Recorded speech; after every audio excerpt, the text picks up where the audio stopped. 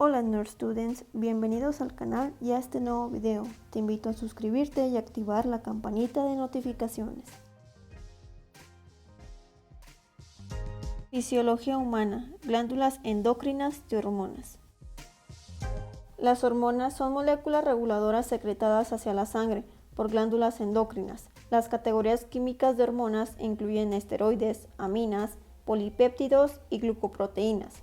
Las interacciones entre las diversas hormonas producen efectos que pueden ser sinérgicos, permisivos o antagonistas.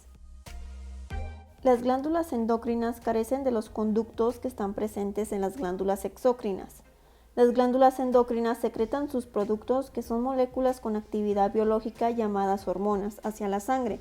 La sangre transporta las hormonas hacia las células, que es el blanco que contienen proteínas receptoras específicas para las hormonas, y que en consecuencia pueden responder de una manera específica a ellas. Muchas glándulas endocrinas son órganos cuyas funciones primarias son la producción y secreción de hormonas. El páncreas funciona como una glándula tanto exócrina como endocrina. Su porción endocrina está compuesta de agrupaciones de células llamadas islotes pancreáticos o islotes de Langerhans. Sin embargo, el concepto del sistema endocrino debe extenderse más allá de los órganos, porque muchos otros órganos en el cuerpo secretan hormonas. Estos órganos pueden clasificarse como glándulas endocrinas, aunque también se desempeñan en otras funciones. Entonces, es apropiado que una lista parcial de glándulas endocrinas incluya al corazón, hígado, tejido adiposo o riñones. Entre las principales glándulas del sistema endocrino, cada una de las cuales produce una o más hormonas específicas. Algunas de ellas son el hipotálamo, hipófisis, glándula tiroidea, glándulas paratiroideas, islotes de Langerhans, glándulas suprarrenales o los testículos en los hombres o ovarios en mujeres. El hipotálamo, que es una pequeña región del encéfalo conectada con la hipófisis, secreta varias hormonas que controlan la hipófisis. La hipófisis, que es la glándula pituitaria, se denomina a veces glándula maestra porque secreta hormonas que controlan las funciones de muchas otras glándulas endocrinas. Durante el embarazo, la placenta también actúa como glándula endocrina, produciendo hormonas que ayudan al embarazo, además de llevar a cabo sus demás funciones. No todos los órganos que segregan hormonas o sustancias similares forman parte del sistema endocrino. Por ejemplo, los riñones producen las hormonas renina, que contribuye a controlar la presión arterial, y la eritropoyetina, que estimula la médula ósea para que produzca glóbulos rojos o eritrocitos. Además, el tubo digestivo produce una variedad de hormonas que controlan la digestión, influyen en la secreción de insulina por parte del páncreas y modifican comportamientos tales como los asociados con el hambre. El tejido graso o adiposo también produce hormonas que regulan el metabolismo, el uso que hace el cuerpo en los alimentos para controlar los procesos químicos corporales y el apetito. Además, el término glándula no implica necesariamente que el órgano forme parte del sistema endocrino. Por ejemplo, las glándulas sudoríparas, las glándulas salivares, membranosas de las mucosas y las glándulas mamarias se llaman glándulas exócrinas porque secretan sustancias distintas de las hormonas y porque de igual manera las sustancias en los conductos no son tanto directamente en el torrente sanguíneo. Entonces, la principal función de las glándulas endocrinas consiste en segregar hormonas que se liberan directamente en el torrente sanguíneo. Las hormonas son sustancias químicas que influyen en la actividad de otra parte del organismo, que es la zona de actuación. En esencia, actúan como un mensajero que controla y coordina diversas actividades en todo el organismo. Cuando llegan a la zona de actuación, la hormona se une a un receptor, casi del modo en que una llave encaja en la cerradura. Una vez que la hormona se une a su receptor, transmite un mensaje por el que la zona de actuación reacciona de una manera específica. Los receptores hormonales se encuentran en el interior del núcleo o en la superficie celular. En última instancia, las hormonas controlan el funcionamiento de órganos enteros, influyendo en procesos tan variados como el crecimiento y el desarrollo, la reproducción y las características sexuales. También modifican la forma en la que el organismo utiliza y almacena la energía, además de controlar el volumen de líquidos y las concentraciones de sales y de azúcar, es decir, la glucosa, en la sangre principalmente. Concentraciones hormonales muy pequeñas pueden provocar reacciones significativas en el organismo. Aunque circulan por todo el organismo, cada tipo de hormona influye solo en ciertos órganos y tejidos. Algunas hormonas afectan solo a uno o dos órganos, mientras que otras influyen en todo el organismo. La actividad endocrina se controla regulando la secreción de cada hormona dentro de los límites precisos.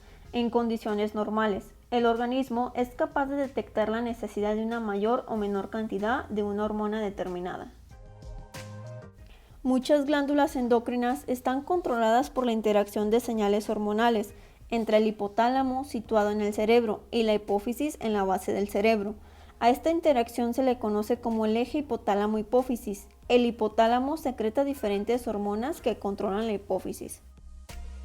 A su vez, la hipófisis, que es la glándula pituitaria, también denominada glándula maestra, controla las funciones de muchas otras glándulas endocrinas. La hipófisis controla la velocidad a la que segrega sus propias hormonas mediante un mecanismo biorealimentación en el que las concentraciones sanguíneas de las hormonas endocrinas indican a la hipófisis si debe segregarlas más despacio o más deprisa. Entonces, por ejemplo, la hipófisis detecta concentraciones sanguíneas bajas de hormona tiroidea y libera hormona estimulante de la glándula tiroidea, que le indica a la glándula tiroidea que produzca más hormonas. Si la concentración aumentada es demasiada, la hipófisis lo detecta y reduce la cantidad de hormona estimulante de la glándula tiroidea para que a su vez reduzca la cantidad de hormona tiroidea producida. A su vez ajusta de ida y vuelta, es decir, retroalimentación, y así se mantienen las concentraciones hormonales en un equilibrio adecuado. Ahora vamos con los trastornos endocrinos. Como ya vimos, el sistema endocrino consta de un grupo de glándulas y de órganos que regulan y controlan varias funciones del organismo mediante la producción y la secreción de hormonas. Las hormonas son sustancias químicas que influyen en la actividad de otra parte del organismo. En esencia, actúan como mensajeros que controlan y coordinan diversas actividades en todo el organismo. Los trastornos endocrinos incluyen cualquiera de estas siguientes. O hay demasiada secreción hormonal y se le denomina hiper, o hay muy poca secreción hormonal, se le denomina hipo. Pueden derivarse de un problema en la propia glándula o de que haya un exceso o un defecto en la estimulación por parte del eje hipotálamo-hipófisis. Hay que recordar que esta es la interacción de señales hormonales entre el hipotálamo y la hipófisis. Según el tipo de célula en la que se originan, los tumores pueden producir un exceso de hormonas o destruir el tejido glandular normal, lo que da lugar a una producción hormonal menor. En ocasiones, el sistema inmunitario del cuerpo ataca una glándula endocrina por una enfermedad autoinmunitaria, lo que provoca que la producción hormonal disminuya. Ahora vamos a ver los ejemplos de trastornos endocrinos. Empecemos con el hipertiroidismo. Este es la hiperactividad de la glándula tiroidea, que da lugar a concentraciones elevadas de las hormonas tiroideas y la aceleración de las funciones corporales vitales. La enfermedad de Graves es la causa más frecuente del hipertiroidismo. La frecuencia cardíaca y la presión arterial aumentan. El ritmo cardíaco es irregular y la sudoración es excesiva. Se siente nerviosismo y ansiedad y se tiene dificultad para dormir y se adelgaza sin que haya interacción o intención de hacerlo. El diagnóstico se confirma mediante análisis de sangre. Las causas más frecuentes son la enfermedad de Graves, bocio multinodular tóxico, tiroiditis o un solo nódulo tóxico. Los síntomas del hipertiroidismo, independientemente de la causa, reflejan una aceleración en las funciones orgánicas, como es el aumento de la frecuencia cardíaca y de la presión arterial, palpitaciones debidas a ritmos cardíacos anómalos o arritmias, sudoración excesiva y sensación de calor excesivo, temblores en las manos, nerviosismo y ansiedad, dificultad para dormir, pérdida de peso a pesar del aumento del apetito, aumento del nivel de actividad a pesar de sentir cansancio y debilidad, deposiciones frecuentes, en ocasiones con diarrea, cambio en los periodos menstruales femeninos.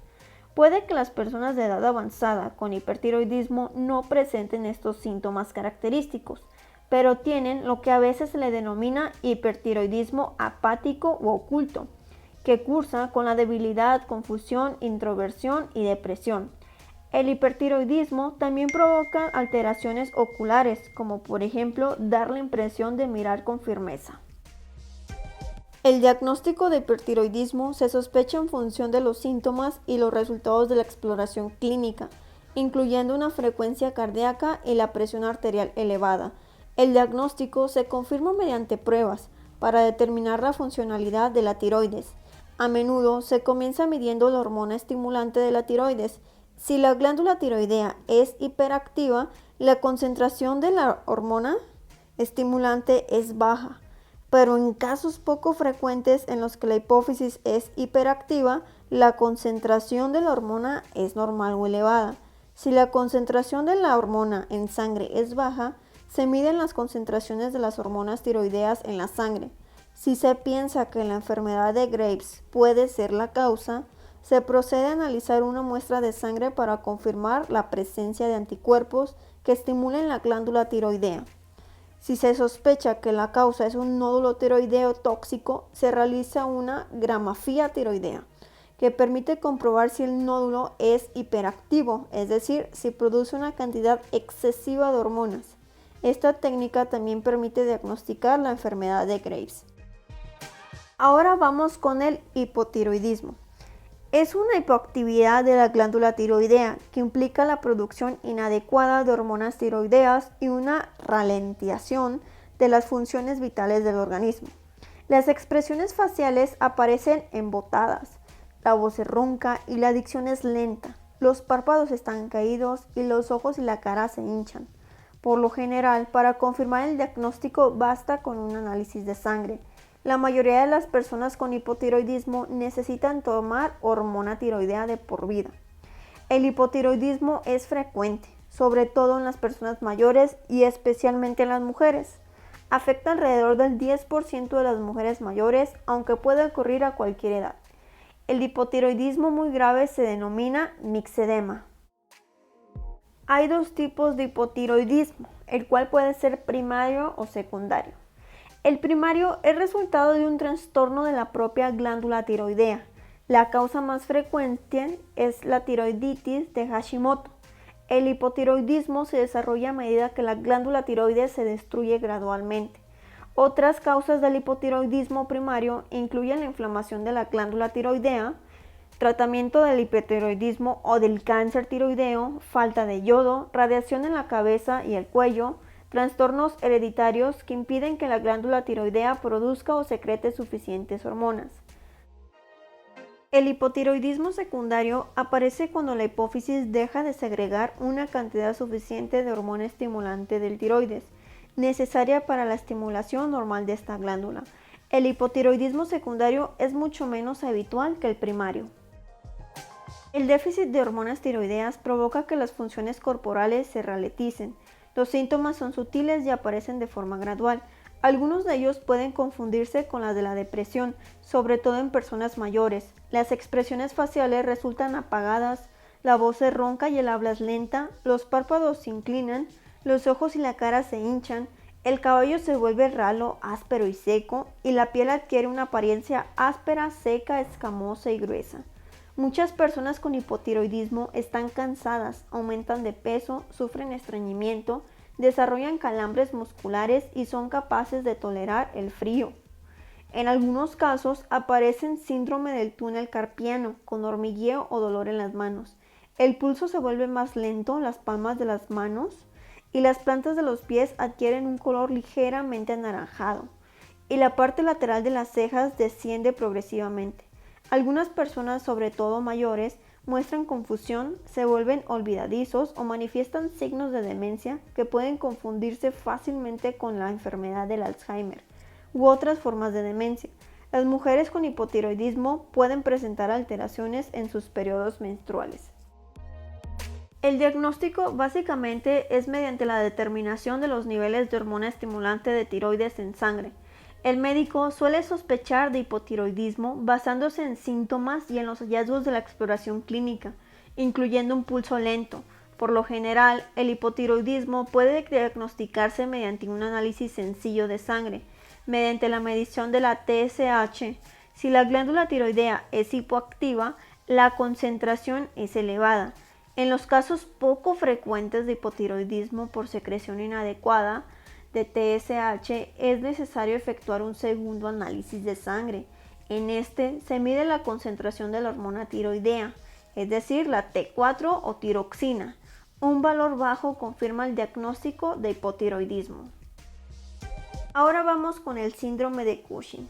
Aquí la concentración de corticoides es excesiva, por lo general debido al consumo de corticosteroides o una sobreproducción por parte de las glándulas suprarrenales.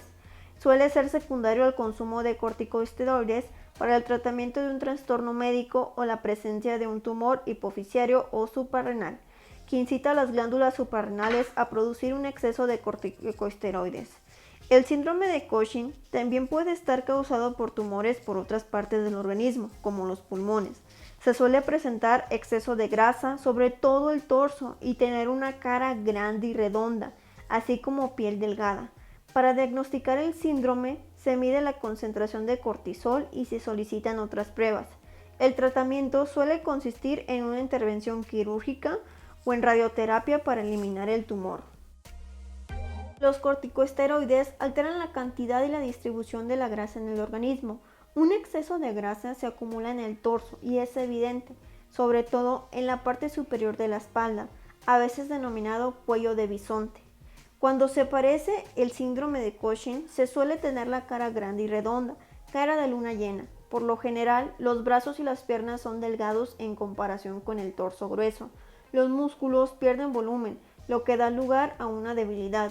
La piel se vuelve fina y surgen hematomas, es decir, moretones, con facilidad y tardan en sanar después de un hematoma o de una herida. En el abdomen y en el tórax se observan estrías de color púrpura que aparecen en las marcas producidas por los elásticos. Otro síntoma consiste en cansarse fácilmente. Gracias por visualizar nuestros videos. Te invito a suscribirte, compartirlo para llegar así a más futuros colegas.